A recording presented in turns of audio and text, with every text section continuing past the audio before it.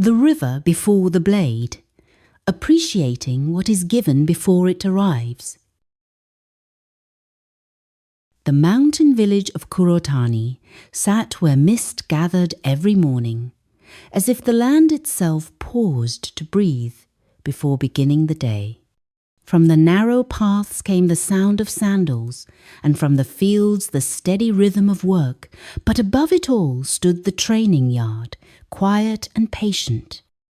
Ryo bowed to the empty ground before stepping onto the packed earth. He was young for a samurai, though his shoulders already carried the weight of expectation.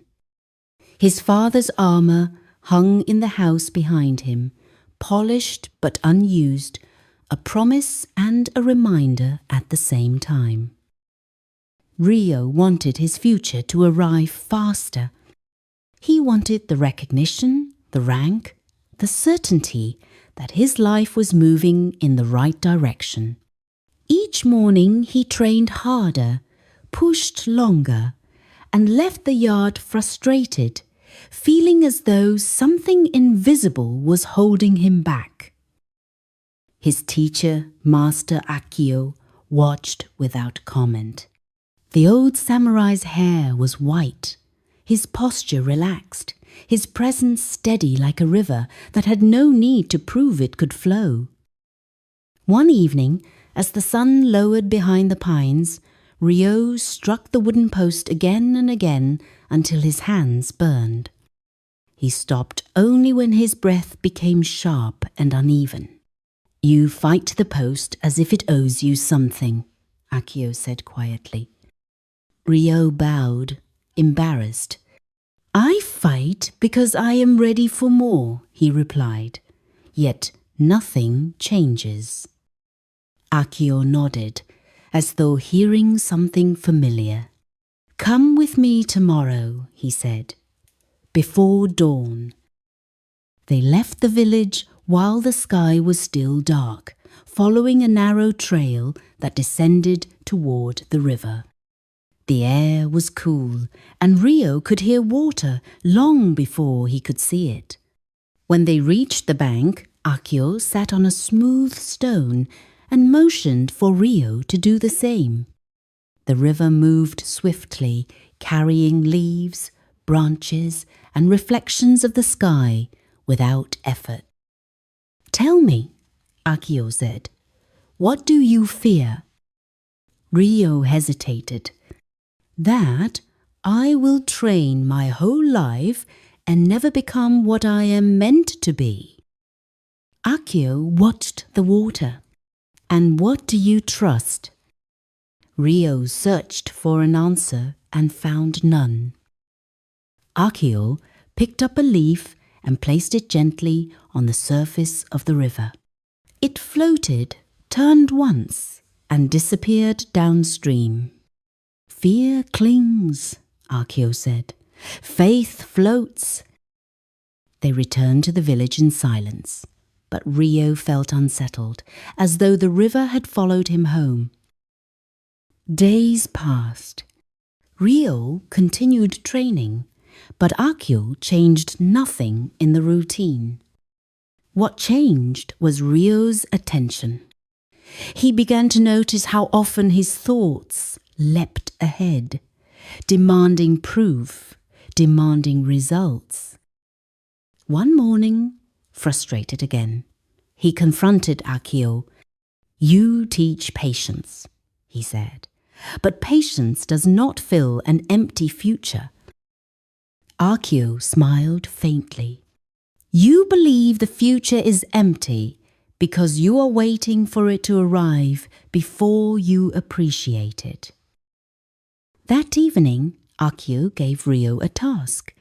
"Before sleep," he said, "sit quietly and give thanks for the life you wish to live, as though it is already flowing through you in a..." Ryo almost laughed, but he bowed and obeyed.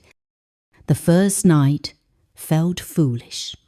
He sat in the dim light of a lantern, thanking the air, the blade he had not yet earned, the calm he did not yet feel. His mind argued the entire time, but something unexpected happened. As he continued, his breath slowed, his chest loosened. The effort he usually carried softened just slightly. He repeated the practice the next night and the next. Not perfectly, not without doubt, but with willingness. Weeks passed, and without realizing it, Rio began moving differently in training. His strikes were cleaner, his stance more grounded. He was no longer chasing the moment after the moment. Akio noticed. One afternoon, during sparring, Rio faced a senior student known for his strength. In the past, Rio would have tightened, braced, and rushed.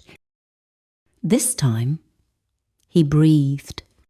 He felt the ground beneath his feet and allowed his body to respond. The exchange ended quickly.